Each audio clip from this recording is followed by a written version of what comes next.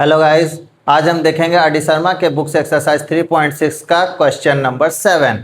Question number 7 में देखिए, the two digit number is 4 times the sum of its digits and the twice the product of it digit. जब इस type का question आए, जब question में दिया हो टू डिजिट नंबर, तो हमें क्या लेट करना है? Let tens digit is, tens digit को हम क्या ले लेंगे? एक्स एंड वंस डिजिट को वाई ले लेंगे। क्लियर है? तो हमारा नंबर क्या हो जाएगा? 10x प्लस का y। क्लियर है? ये क्यों होगा 10x प्लस का y? हम टेंस डिजिट को x लिए हुए, जैसे अगर हम 43 लें तो 4 हमारा क्या है? टेंस है, और 3 क्या है? वंस है। तो हम इसको अगर एक्सपेंडेड फॉर्म में लिखें तो 4 इंटू 10 प्लस का 3, तो ये क्या हो जाएगा? 40 प्लस का 3, 43। क्लियर है? अगर इसी तरह हम यहाँ पे x और y ले लें तो क्या हो जाएगा हमारा? देखिए इसी तरह से x इंटू का 10 और प्लस y, तो 10x प्लस का y हो गया। जैसे हमने ये किया है 4 into 10, x into 10 plus 3 plus y, तो 10x प्लस y हो गया। क्लियर है? तो अब हमसे कह रहा है, क्वेश्चन क्या कह रहा है? देखिए, the two digit number is 4 times the sum of its digit. जो हमारा टू डिजिट नंबर है, 4 times the sum of its digit. Clear है? तो यहां से हमारा फर्स्ट केस निकल के आया 10x प्लस का y equals to 4x plus का 4y।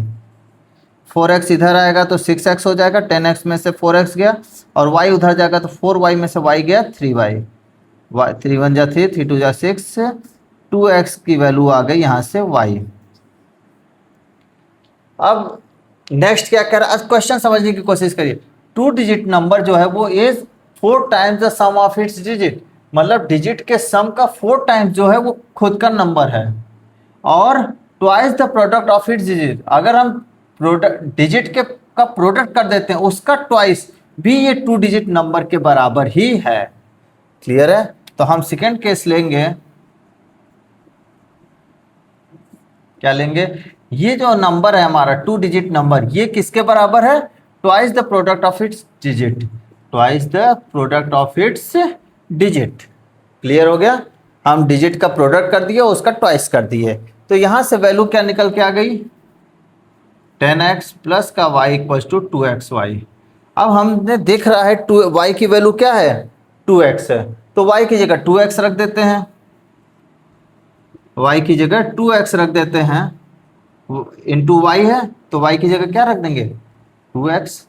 तो यहाँ से क्या हो गया? 12x इक्वल्स टू 2 2 जा 4x स्क्वायर, 4 1 जा 4, 4 3 जा 12, 3x equals to x square.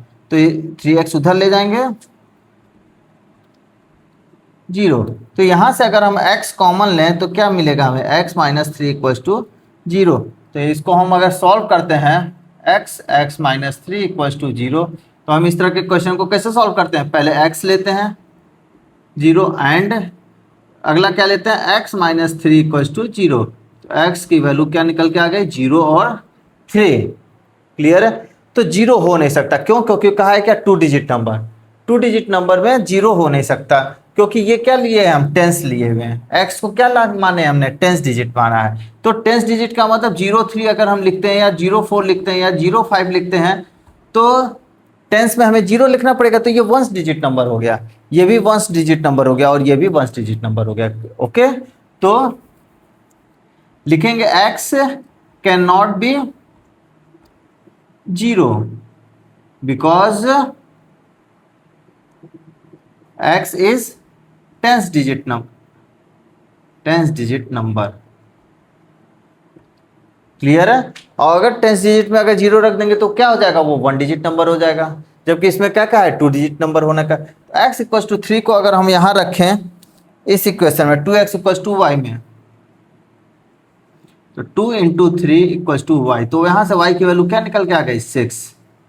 Clear है? तो हमारा नंबर क्या हुआ? हमारा नंबर हुआ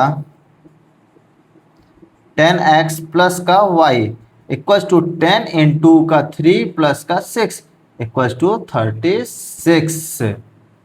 क्लियर है? आई होप आप लोग को बहुत अच्छे से समझ में आया होगा। Thank you guys.